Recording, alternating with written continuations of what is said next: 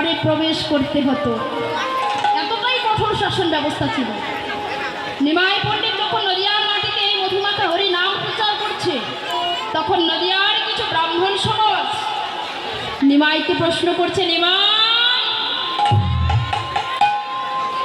আচ্ছা তুমি এই যেতে সেজে মধুমাখা হরি নাম প্রচার করছো, যে নাম নিচ্ছে তাকে হরি নাম দিচ্ছ, যে নিতে না চাইছে তার চরণ দুটি ধরিয়ে ধরে হরি নাম দিচ্ছ, তাতে আমাদের কোনো দুঃখ নেই, কিন্তু তুমি যে তোমার জন্য এই পুরো নবদ্বীপের মাটিতে দাঁড়িয়ে পুরো বৈষ্ণব সমাজকে অপমান করছো, এতে যে তোমার জাত চলে যাচ্ছে, সেদিকে কি তুমি লক্ষ্য করে দেখেছো? সেদিন আমার নিমাই পণ্ডিত সেই ব্রাহ্মণ সমাজদের বলেছিল, ওগো ব্রাহ্মণ সমাজ, এতে আমার জাত চলে যাচ্ছে, আমি এই যেতে সেজে মধুমাখা হরি নাম বিতরণ করছি, তাতে আমার জাত চলে যাচ্ছে। যাক না, যাক না, কত জাত চলে যায়। এই জাতে যেতে যেতে একদিন এমন একটি জাত হবে, এই জাতে যেতে যেতে একদিন এমন একটি সমাজ হবে, যে সমাজটির নাম হবে বৈষ্ণবের সমাজ, যে জাতটির নাম হবে বৈষ্ণবের জাত। তাই সেদিন নিমাই পণ্ডিত তার ব্রাহ্মণ সমাজদের বলছে, ওগো ব্রাহ্মণ সমাজ, যে প্রশ্নটি আপনি আমাকে করেছেন, এই একই প্রশ্ন আমি আমার গুরুদেবকে করেছি। আমার গুরুদেব কি বলেছিল জানেন? নিমাই, ও নিমাই, কোটি কোটি জনমের স্বীকৃতির ফলে না থাকিলে হরি বলে কৃষ্ণ বলে কাহারো অন্তরে কাঁদে না, হরি বলে কৃষ্ণ বলে কাহারো প্রাণ কাঁদে না।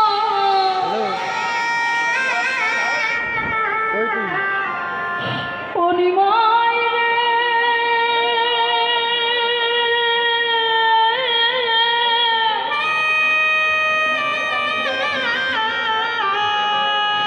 এই হরি বলে কৃষ্ণ বলে যে ভক্তের প্রাণ কাঁদে,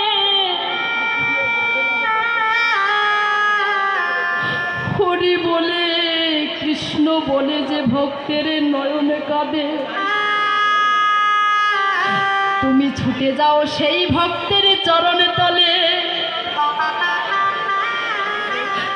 সেই হরি বলা ভক্তের চরণের ধুলি যদি তুমি অঙ্গে মাখিতে পারো, জানো নিমাই তোমার কি হবে? এতে তোমার মানব জন্ম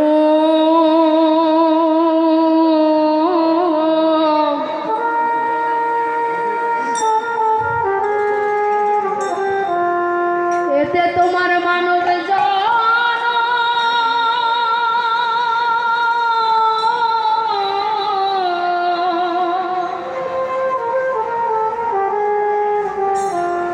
মানব জন্মে ধন্য হবে।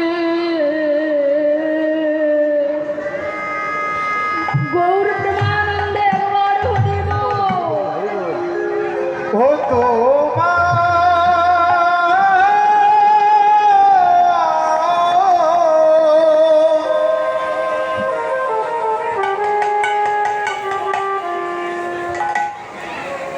তোমার মানব জন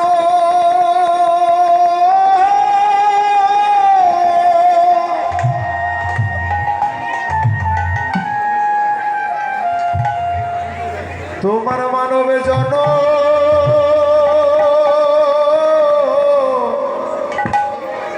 ধন্য হবে হে।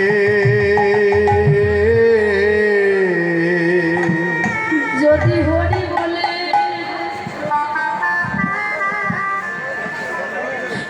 যদি কৃষ্ণ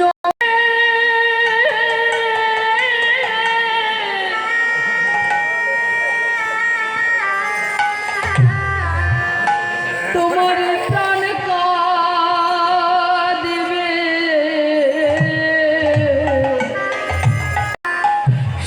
তোমার মানব জনম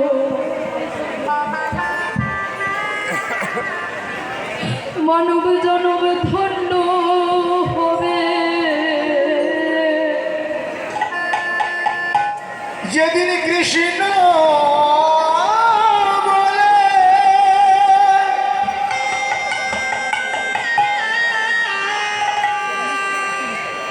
ও তোমার প্রাণ কাঁদিবে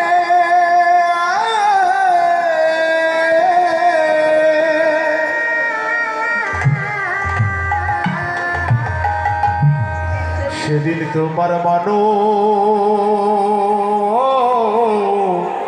জানো সেদিন তোমার মানব জানো ধন্য হবে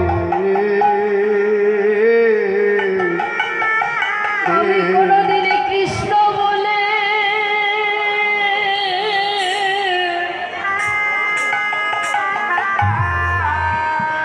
ওগো কাঁদলাম না গো।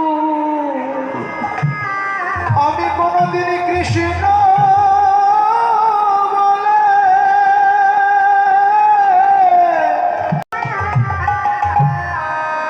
ওগো কাঁদিলাম না গো।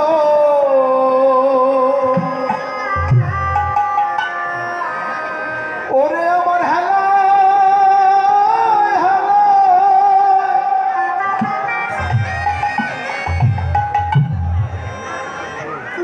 আমার দিন যে গেল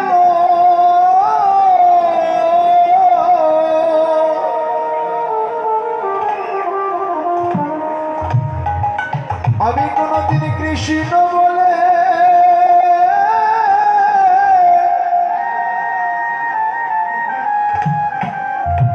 ও গো কাঁদিলাম না রে। ওগো আমার দিনে দিনে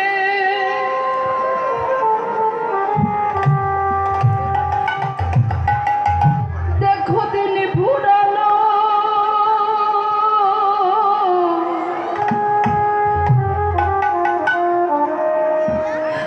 কোনদিন কৃষ্ণ বলে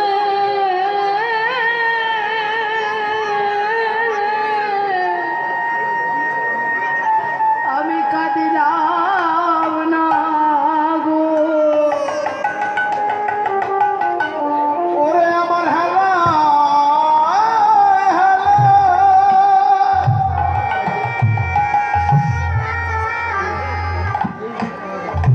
ও গদিন যে গেল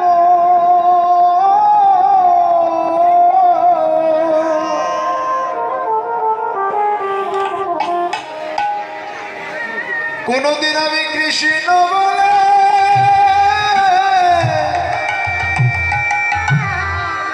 ও গো কাঁদিলাম না গো।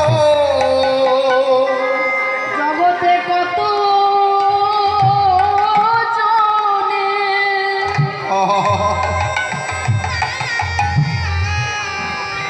এই কৃষ্ণ নামে গলে গেল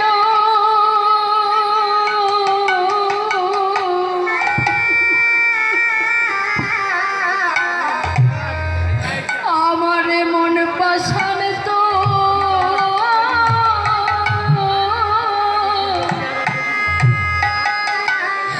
ওগো গলিল না গো। ওরে কৃষ্ণ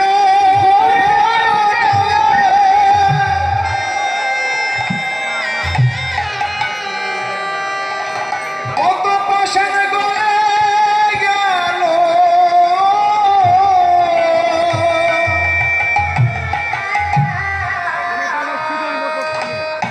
ওরে আমার মনে বসন্ত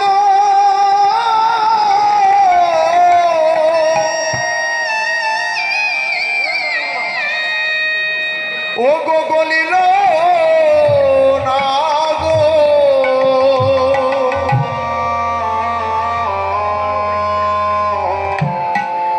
ওরে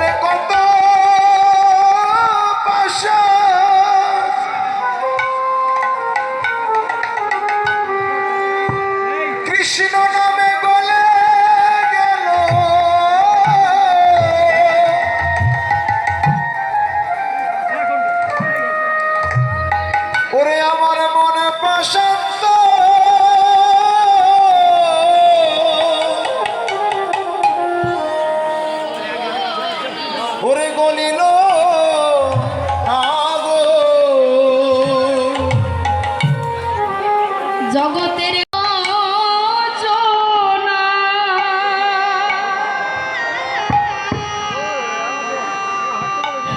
মধুর হরি নামে নয়ন ঝরিল,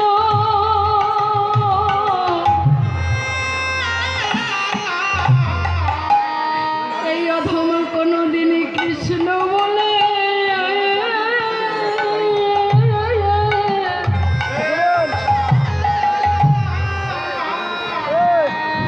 কাঁদিল না গো।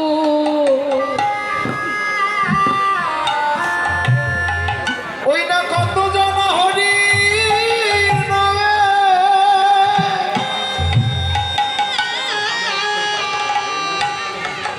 নয়ন জলে কেঁদে গেল।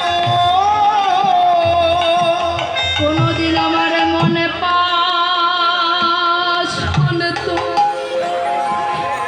গলিল না গো। ওই না কত পাশা ও তো গলে গেল। মনে পাশান তো গলিল না গো। কত পাশা গলে গেল। কৃষ্ণ বলে কাঁদে নাম না গো। কত পাশা গলে গেল। আর মনে পাশান তো গলিল না গো। কত পাশা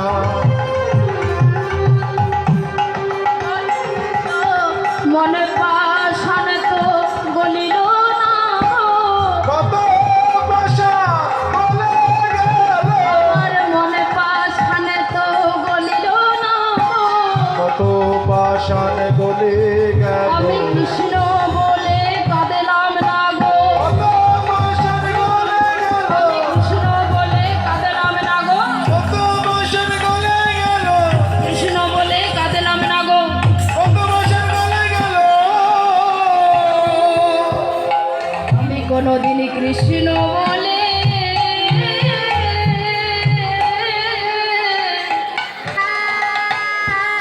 কাঁদলাম না গো।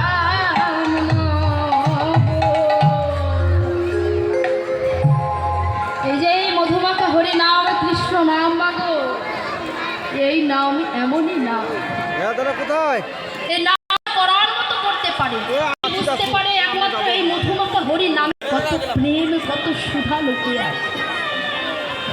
এই নামে যদি এক মনে এক চিত্তে কেউ বসে বসে ভজনের ঘরে বসে বসে জপ করে, সে আর এই নয়ন জল ঝরে রাখতে পারে না। অজান্তেই কখন যে তার নয়নের ধারা দিয়ে এই অস্ত্র ঝরে যায় সে নিজেও বলতে পারে না। আর এই হরি নামের তো এমনই গুণে বাবা, যারাই একবার আমার ওই গৌর রূপে নয়ন দিয়েছে তাদের গতি ঠিক এমনই। তারা আর ভালো থাকতে পারে না, আর ঘরে থাকতে পারে না। আমরা মনে করি যে আমরা যদি গৌর ভজন করি, কৃষ্ণ ভজন করি, হয়তো সংসারের মধ্যে অনেক সুখে থাকতে পারবো। কিন্তু এখানে যারা গৌরচরণ সার করেছেন, যারা গুরুচরণ সার করেছেন, তারাই জানেন এই হরি নামকে যারাই আশ্রয় করেছি, দিনে দিনে এই হরি নামে তাকে পথের কাঙাল করে দেয়। বললেন শুধু পথের কাঙাল করে দিয়ে শান্তি পায় না, তাকে যতক্ষণ পর্যন্ত ওই ভিক্ষায় ততক্ষণ পর্যন্ত আমার ভগবান শান্তি পায় না। আমরা মনে করি ভগবানকে ভালোবেসে আমরা সুখী থাকবো, ওই সাত মারা ঘরে থাকবো, কিন্তু আমার ভগবান মনে করে কখন আমি ওকে ওই ছাদ থেকে বাহির করব।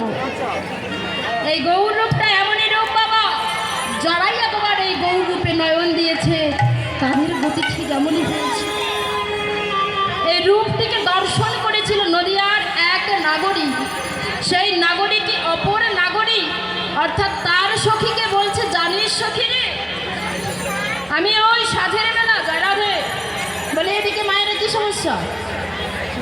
নাগরিকে বলছে, জানিস নাগরিক রে, আমি গিয়েছিলাম সাধের বেলা ওই সুরধনী গঙ্গার তীরে, আর সাধের বেলা ওই সুরধনী আনতে গিয়ে আমি এমন এক ভুবন ভোলাকে দর্শন করলাম।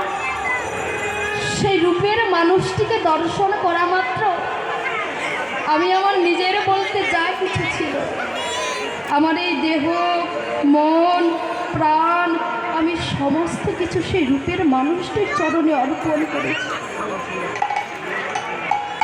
সেই নাগরীটি কে ছিল বাবা? বিষ্ণুপ্রিয়া।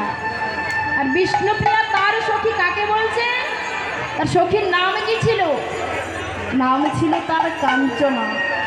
তাই বিষ্ণুপ্রিয়া কাঞ্চনাকে বলছে, জানিস কাঞ্চনা, আমি ওই সাধের বেলা যে গৌর রূপকে দর্শন করলাম, সেই রূপটাকে দর্শন করা মাত্র আমি আমার নিজের বলতে যা কিছু ছিল সমস্ত কিছু সে রূপের মানুষটির চরণে অর্পণ করেছি।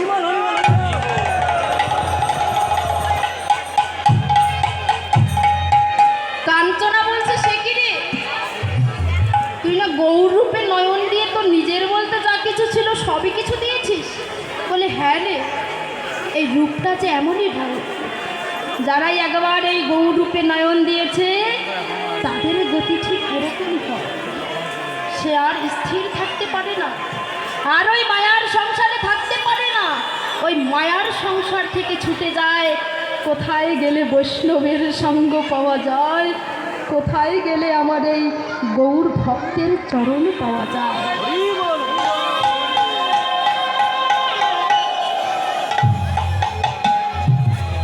ওই গৌর রূপে নয়ন দিয়ে আমার কি জানি এক ব্যাধি হয়েছে, যে ব্যাধিটি আজকে আপনাদের আমাদের সবার হয়েছে বাবা। সবার হয়নি? সংসারকে ফেলে দিয়ে সংসারে কি আপনাদের নাকি সংসারে কোনো আগুন লেগেছে? হ্যাঁ, সংসারে কোনো সমস্যা হয়েছে নাকি? সংসারকে পরিত্যাগ করে আজকে আপনারা আমরা এখানে ছুটে এসেছি। বলে, এই তো হলো আমার হরির নামের গুণ।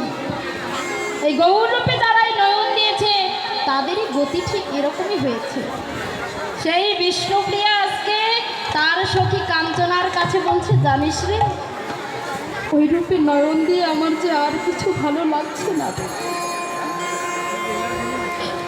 আমার শুধু মনে হয় আমি কখন গেলে, আমি কোথায় গেলে একটু ওই মানুষটিকে ধরতে পারবো। তাই আজ কাঞ্চনা বিষ্ণুপ্রিয়াকে বলছে, গৌর রূপে নয়ন দিয়ে তোর আজকে ব্যাধি হয়েছে, এটি আজকে আপনার আমার সবারই হয়েছে। এই বিষ্ণুপ্রিয়ার স্বভাবটি কেমন ছিল মায়েরা? বলে, ও মায়েরা একবার লক্ষ্য করে দেখবেন, এখানে আমরা যারা বিবাহিত আছেন সবাই কিন্তু আমরা বউ হতে পেরেছি, স্ত্রী হতে পেরেছি, কিন্তু একবার নিজেকে জগতে আমরা সহধর্মিণী হতে পেরেছি কজনা? ও বাবা, বিয়ে করলে তো বউ পাওয়া যায়, স্ত্রী পাওয়া যায়, কিন্তু আপনারা নিজেকে প্রশ্ন করে দেখুন তো, সহধর্মিণী পেয়েছেন কজনে? সহধর্মিণী কাদের বলে মা? যে তার নিজের স্বামীকে ধর্মের পথে আগিয়ে দেয়, যে তার নিজের স্বামীকে ধর্মের পথে চালিত করে জগতে, তাকেই তো সহধর্মিণী বলে। তো এই বিষ্ণুপ্রিয়ার এমনই স্বভাব ছিল, মাত্র 14 বছর বয়সে তার স্বামী নিমাই সন্ন্যাস ধর্ম গ্রহণ করেছিল। তখন নিমাইয়ের বয়স ছিল 24 বছর, আর বিষ্ণুপ্রিয়ার বয়স ছিল মাত্র 14 বছর।